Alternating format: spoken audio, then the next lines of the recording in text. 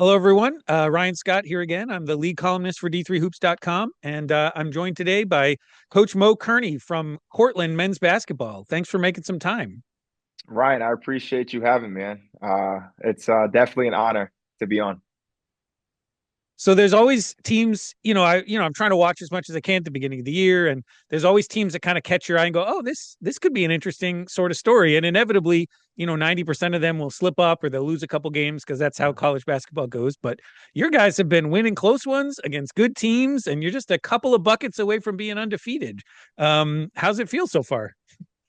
It's great. It's great. It's kind of scary, honestly, the fact that we're already 7 games in and we're at the tail end of our fall semester here.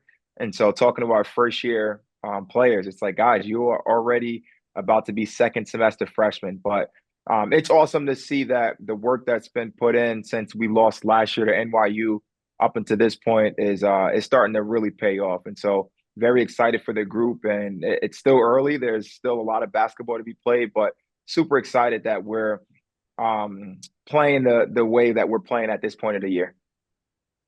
And you're this is your third season as the head coach there. You're basically a lifer, right? You were a student there. You played for Coach Spanbauer, who was there almost 30 years, and then just 1 year away at NYU. But you've been on the bench for most of this.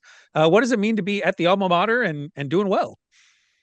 Yeah, this was the dream job. I came to Cortland in 2010 as a freshman from Long Island, majoring in PE, and I thought I wanted to graduate and go back to Long Island and possibly take over my high school varsity job and teach PE, and that was going to be the dream. And then I had an opportunity to work with the team here my 5th year before I student taught, and it was just an eye opener. And right then and there, I knew I wanted to coach college basketball. I knew I wanted it to be at Cortland. And so stuck around, took a 9, 10 months hiatus down to NYU working for Dave Klasky. And the awesome part about that is, right, and I sometimes forget that I left, but I didn't leave long enough that when I got the job, I got all my sick days back. Oh, okay, yeah. But no, it's awesome. I mean, I'm able to speak to my guys about their everyday experience that they're going through now and kind of talk to them about that. Like, listen, guys, I was in your shoes. I walked the steps that you're walking. And so I know what you're going through. And I'm that much more passionate about what I do because it's a program that I went through and I care so much about. Yeah, and last year, sort of a breakthrough. You guys obviously, won the conference championship, made it into the tournament. Really kind of a tough year, right? You played a really strong schedule, lost a bunch of games early. I'm sure that really paid dividends by the end of the season. Yeah, I was looking. So we're 6-1 now. Last year we didn't win our sixth game until January 12th. And so the first weekend in January, we were 2-7. And everyone's like, what is he doing over there? What's going on? But the reality of it is, Ryan, is we lost some close games. I mean, we opened up at RPI. We're up two. We get a technical foul and an offensive foul, and we end up losing against RPI, who's a really good team by 4. University of Rochester at home, we're down 17 at half. We come back. I think we held them to 5 field goals in the second half, and we take the lead, then have a bad defensive assignment, give up a 3, and then a funky block charge call. So that could have went either way. And then yeah, so we lost some close games, and I really do felt like it paid dividends in the long run. But definitely glad that we're not 2-7 at this point, like we were last year. You also had the fun. I noticed at the end of the season, you lost right at the end, the regular season games, both New Paltz and Oswego, who were kind of the top teams, and then were able to come back and beat them in the conference championship game. I just feel like that has to have been a season just of growth where the guys are learning how to win games and how to put things away. Yeah, I think you hit the nail on the head, right? I think a lot of people don't understand that you have to learn how to win, right? And it was only my second year as a head coach, so that goes for myself as well, right? Like I've had experience of winning as a player and as an assistant coach and as an associate head coach, but it's a lot different when you move 6 to 8 inches over. And so, myself included, like I had to learn how to finish games and how to put my guys in positions to win games. And we as a group had to figure out how to win. And I thought as the season progressed, we started to make winning plays. We started to figure out what works for us. We made some tweaks in a lineup. We changed some things offensively, defensively a little bit, but I think all in all, like experience is your best teacher. And so as the season progressed, we continued to figure out what worked for us. And then also too, like you said, we played a very hard schedule, and that's always going to be my philosophy as a head coach. That's going to be our philosophy as a program. Is like we want to get battle tested early. We want to figure out that our transition defense sucks. We can't be at the level of the ball screen. Our communication isn't good. So when January and February comes around, we start to figure out like our identity and really get better at some of the things that we feel like we need to get better at to help us win ball games. Coach Spanbauer always said you want to be playing your best basketball at the end of February, and that's what we told our guys: just stay the course, one game at a time, one practice at a time, and then we'll see where that takes us. So yeah, it was awesome to make that run at the end of the season and be able to hang another banner in Corey Gymnasium. And of course, you got just sort of run over by that NYU squad that was so good last year. I'm assuming do you recruit some of those guys when you were in those 9 months at NYU? Yes, yes. So very familiar with that group. I remember on Monday watching the selection show, and Dave Klasky texted me once it was announced. He goes, "Are you kidding me?" And I'm like, "Ah, yep, yep. Here we go. Here's a good storyline." And so, yeah, I mean, we knew that was just that team was incredible. I actually flew out to Fort Wayne to watch them play against Trinity, and support those guys because I was pretty close with the players on the team, and then had a really good close relationship with Chris Thompson, Ethan Feldman, and Coach Klasky. But yeah, they were just we knew we were going against a different beast, and we would have had to play extremely well to come away with a win. But proud of our guys that they at least got a taste of it to see, what it feels like to be playing meaningful basketball in March. Well, right. And that's going to be huge. I mean, winning your conference tournament is obviously what you're trying for, but not what was expected of you. So that's already kind of an extra step beyond. And then to get the chance to see what, sort of a top championship class team looks like, it's got to be really helpful to know what they need to do in the off season and what mindset to come into this year with. Absolutely. And for us, right, we always talked about winning the SUNYAC, right? The last time we won a SUNYAC championship was my first year on staff, and that was in 2016. And so, there was somewhat of a drought where we were, fourth seed, a fifth seed, a third seed, and we couldn't get over the hump. And so, when I got the position, it was like, let's win the SUNYAC, let's win the SUNYAC. And then we won the SUNYAC, and I thought my group kind of got complacent a little bit. And so now heading into this year, it's like, guys, like, yeah, let's win the SUNYAC. We're still a program that's never won back-to-back conference championship. Like, let's do that. But let's have a chance to possibly host. Let's have a chance to be a one seed. Let's have a chance to be the regular season champions. Let's have a chance to put ourselves in a good position not to play a team like NYU in the first round of the tournament if we have a chance to get there. And so the message has changed a little bit. But the goal at the end of the day is still just to get better every day, right? And so we are a process-driven program, but we don't shy away from the expectations and our goals of like we want to win back-to-back SUNYAC championships. We want to have a chance to host the SUNYAC tournament, which we haven't done since my junior year, and that was 2013. And so there's a lot of things that we want to get done, but we do focus more on the day-to-day of just coming in, grinding, and getting better as a team. Yeah, and you've got at least the top four scorers back, most of the rotation. Like it's really helpful to kind of just continuity from one year into the next to know that we're growing and not changing a whole lot. Yeah, absolutely. And it's right third year. So when myself and my staff came in, we basically changed everything, flipped the script. And we came in and, again, shout out to the guys at NYU. I basically took a lot of what I learned in my 1 year with Dave Klatsky and brought it here and through some stuff that I got from Coach Spanbauer and some others. And so everything was new, defensively, offensively, my philosophies, our philosophies as a staff. And so now in year three, we have guys that like understand how we want to play, the shots that we want to take, defensively, the rotations, the communication, how I am as a coach, how we are as a staff. And so, it definitely helps when you return 12 players from last year's roster and then bring in seven new guys that, have a winning background, right? We brought in seven freshmen and they combined to go 131 and 30 in their senior year. And so Wow. they know what it takes to win. And so, we're just super fortunate and blessed to have a chance to really coach really good kids that are very hungry and want to win at the highest level. Yeah, and one of the things that's been most impressive early in the year is some of these close games and closing them out.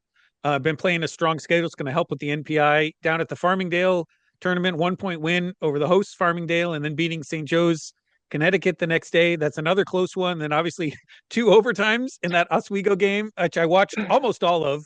But what really impressed me is like you can expect a good team to win games where they've got close games where they have a lead at the end, but you guys were down 2 points, 4 points, 6 points, with under a minute to go in a couple of those cases, and being able to put that together consistently against good teams really is kind of a sign of great things to come. I'm sure you're really excited about the execution there. Yeah, very. I mean, we work on, some of those situational stuff in practice. Um, but it helps when you have good players, right? Like, you know, I've I've listened to a lot of podcasts and read a lot of books, but at the end of the day, right, doesn't matter what your philosophies are and what your schemes are offensively, defensively, you have to have really good players, and that's what we have. And so to be able to have guys that have experience, especially, the four seniors that are in the starting lineup that have been in those situations in the past, it makes my job as a head coach and our job as a staff a lot more easier. And then just us as a staff, we're a lot more comfortable in those situations. The Farmingdale tournament, there was no second guessing and there was no like deep thought of what we wanted to do. Tied ball game, we know where we wanted to put the ball, what shot we wanted to take, what play we wanted to run. And so, that's a testament of just us having an experienced group, and us as a staff having continuity with one another, and us being here in our third year.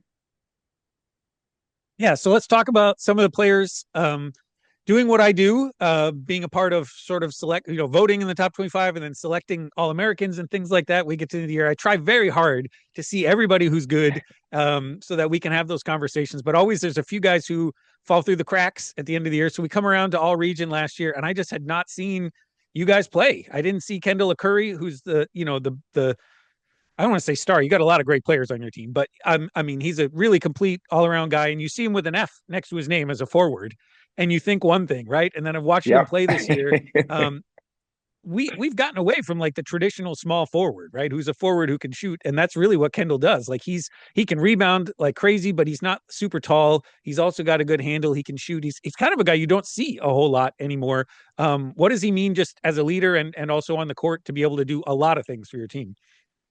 Yeah, it's a blessing to be able to coach him. It's kind of sad to know that this is it.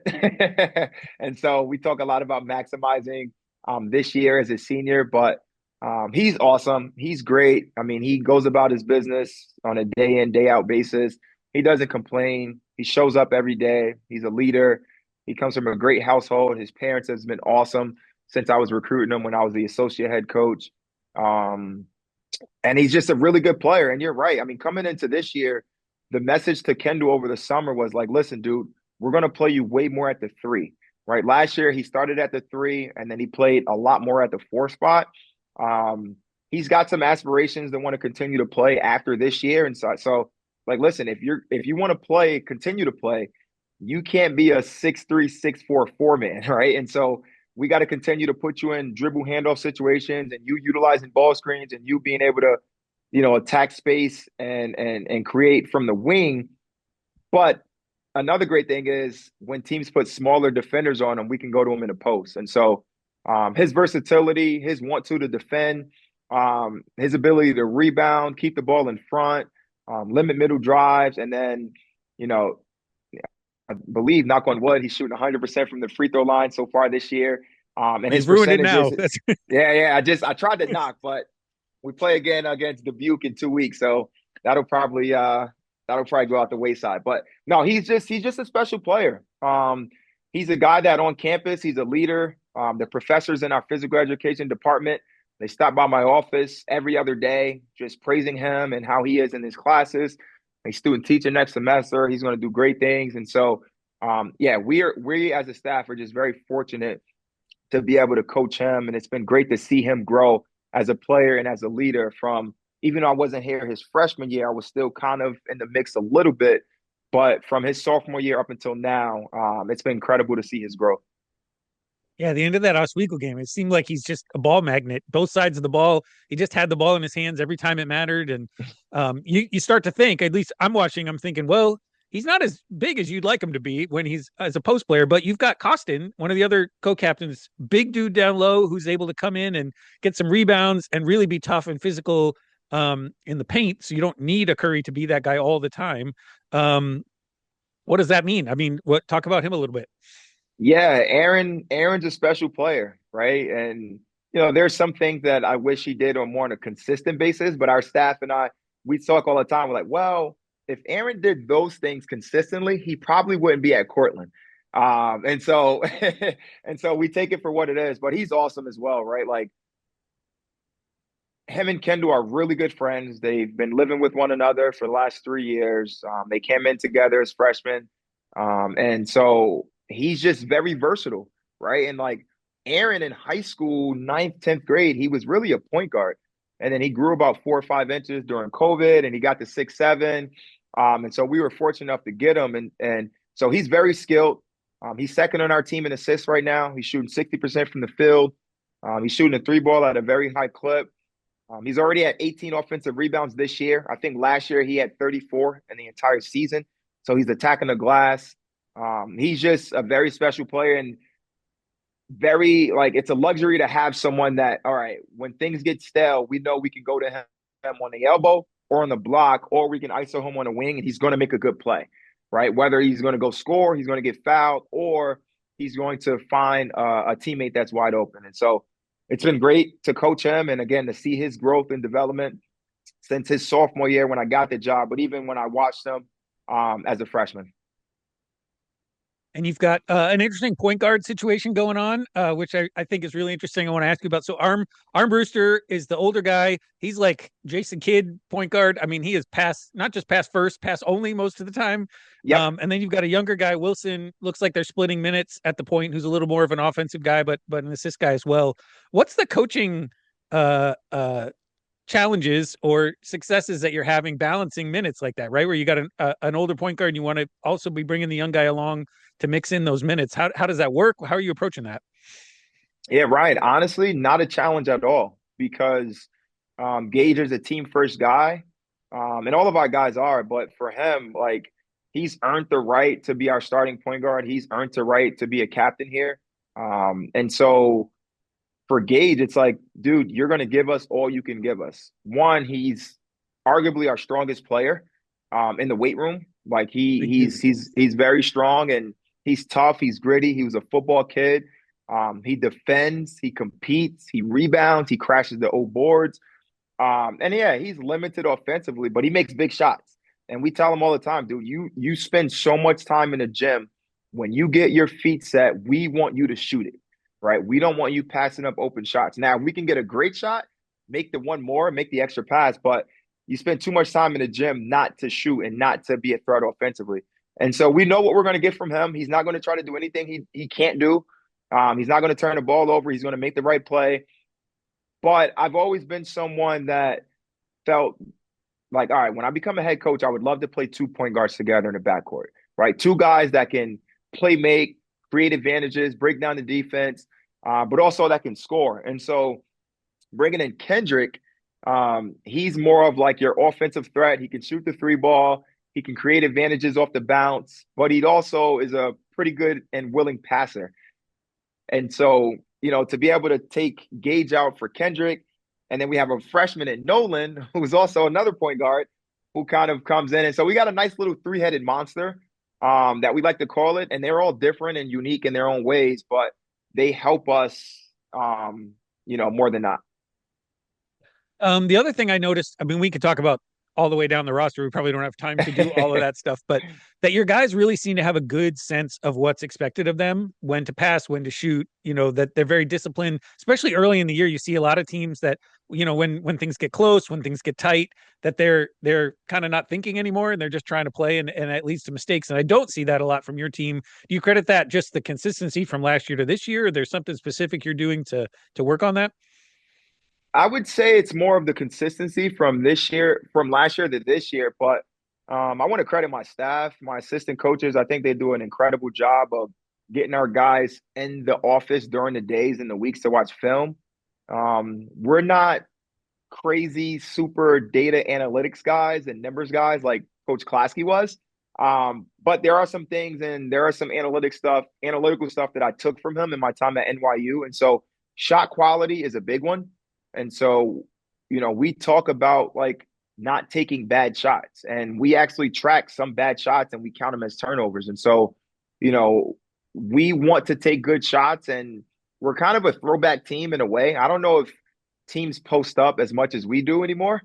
And so we feel like we have the advantage in the front court every single time we step foot on a court. And so we like to post our guys. And it's interesting because we've led the conference in 3-pointers in my first 2 years here, but we don't go into games trying to shoot 30 plus threes. We just end up getting wide open threes because our post guys draw a lot of attention. And so we're able to kick it out and one more, and get wide open shots. But I would say our guys it's more of them being experienced and understanding what we're asking from them as a staff, but also too, as a staff, like really day in and day out, watching film, trying to show these guys what's a good shot, what's a bad shot. When we get in these types of situations, this is what we should be doing. And I talk a lot about like, my time as a head coach to really like have a stranglehold on you guys in practice. When we get in the games, I want you guys to go play. Like I'm gonna harp on you guys so much on the defensive end, and I'm gonna demand so much of you guys defensively. Offensively, I want you to just go play, go do your thing. Try to create an advantage, try to keep it, see space, attack space. And if you get a shot, shoot it. And so, I always felt that basketball is it can be a pretty fun game, and it's not like football where guys should be looking at me every single time down in court with a wristband. I want them to get stops and go play. And I think they've done a really good job of doing that 7 games in so far. Another coaching challenge, perhaps. We always say in D3 hoops that strange things happen in Florida over Christmas break. You, the results that happen down there are always a little bit head scratching. Sometimes you're taking a bunch of guys from snowy upstate New York down to Daytona Beach. You want them to have fun, right? This is college. This is what the trip is for. But Dubuque and Gustavus are 2 games that like could be really huge NPI wise at the end of the year. I'm working on ballots. All 3 of you teams are right at the end of the top 25 right now. I voted for you guys this week. But like these are big games. And so how do you balance the wanting to have fun on the trip and making sure they enjoy this, but also like we got to give our best. Yeah, I mean we've spoken to our guys a little bit. We'll go more into detail once we get towards the end of this week, before they go home for a nice little 2-week break, before coming back here. But I don't know. Our philosophy is one, when you're a member of our program, like we want you to have the experience of being on an airplane, going out of the region. And so that's a credit to our alumni and um, the support that we receive here. But yeah, it's one of those things like, guys, we're gonna go and be in 70-degree weather when it's probably gonna be 5 degrees and snowy in Cortland. And so we want to enjoy it, right? We have an opportunity to be there for about 4 nights. We have an alum that's associated with the Orlando Magic, so we're going to try to maybe catch a game. And so we're going to want to do some fun things and enjoy Florida for what it is, but like it's still a business trip, right? And like we understand where we are right now, the opportunity we can give ourselves if we go down there and have a really good trip, right? And if we can come away with two wins against 2 really good teams and creating a schedule, when we tried to figure out, okay, let's do a trip somewhere. When this came about, I was like, listen, we'll commit to it, but we have to play 2 really good teams, right? I didn't want to go down there and play, maybe one good team and then one cupcake. Like I wanted our guys to be challenged with 2 really good teams to, one, help us in the long run, but also 2, get us prepared for conference play once we return. And so very excited. I've started to take a little bit of a peek at both teams yesterday, but we'll get to dive in fully over these next 2 to 3 weeks. Another question, Cortland, many people may know as football school. I vote in both basketball polls. I'm voting for both the men's and the women's team right now in the top 25. Seems to be a pretty good time to be in that athletic department. What's it like on campus and the support you guys get? Yeah, it's awesome. It's awesome. And again, right, I tell people a lot. I get paid to say really nice things about Cortland, and it also helps that it's my alma mater. And so I love this place. I bought my first house here. My wife, she played basketball here as well. We now have a son that's 2 years old. And so Cortland's like, it's very special to me, but it's also to be a part of a department where there's an expectation to win, right? And like, we're going to do it with great integrity. We're not going to cut any corners, but like, you expect to win. And that's great, right? And so when I sit in these department meetings and I look to my right, and I'm sitting next to Steve Axtell, our men's soccer coach, who goes to the Sweet 16 year in and year out. And I look to my left, and it's Aaron Glickert, our women's volleyball coach. They won the SUNYAC Conference championship 5 years in a row and haven't lost a match in 5 years. And then I look across and I'm like, man, football just won a national championship in 2015. Like, it's awesome to be around. And I tell people all the time, we're a school that really there's not one sport that runs it.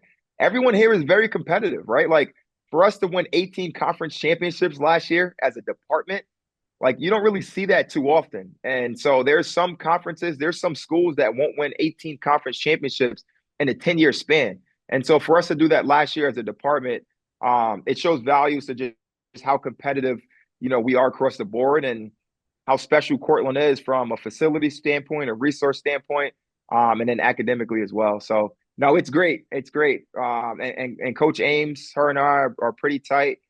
We talk a lot. And so, to see them get off to a really good start, play a really hard schedule as well. We're just trying to keep it going. And then the final thing I've been trying to highlight as much as I can through my writing and stuff over the years. We've seen a whole bunch of sort of legendary African American coaches retire from D3 in recent years, and we still don't have the same uh, numbers in the coaching staff as we do for the players. What does it mean to you, just as a Black man, to be in this position and looking at potential coaches that you're coaching right now? Yeah, I don't take it for lightly, Ryan. I'm actually the first Black head coach in Cortland athletics history. And so, like, that was like going through this process, that was something that, I thought about, right? And to be able to break that barrier, and to be a voice and a common face for the rest of the Black student athletes on campus, and then just the regular student body, right? And I think SUNY Cortland has done an incredible job from a diversity, equity, inclusion standpoint. When I was a student here, I think my freshman year, we were about 5 to 8% students of color on campus, and now we're about a quarter of our students are students on color. So that's a testament to our administration and our president, Dr. Eric Bitterbaum. But it is awesome to represent other African American Black males that are in the coaching profession. But again, to be able to speak to maybe Black student athletes on a track team and a football team that maybe want to talk to me about certain situations and certain topics that they can't talk to someone else about. I definitely don't take it lightly. Awesome. Well, I'm excited to see the way things go, especially those Florida games. I'll be watching for, well, you can't always watch those things very easily, but if I Yeah. can, I will be watching those. And thanks for taking the time. Anything else you want to say to anybody before we go here? No, again, I appreciate you reaching out. This is a pleasure. We're just very excited to be off to a great start, but we understand that we have 18 guaranteed games left, and we're going to take it one game at a time, one step at a time. And there's a lot of room for improvement, right? Even though we went 2-0 this past weekend, I've already watched both games twice. My assistant and I just finished watching the Oswego game again, and we left a lot of meat on the bone. And so I'm excited to get back in the gym with my guys and to continue to work on just getting better every day, and seeing where that takes us at the end of the year. But appreciate you, appreciate D3 Hoops, appreciate everyone who supports Division III basketball. It's great basketball. There's some really good players. There's some really good games. And so I'm just excited to be a head coach and doing what I love. Awesome. Well, thank you very much for your time and best of luck. Thanks, Ryan. Appreciate it.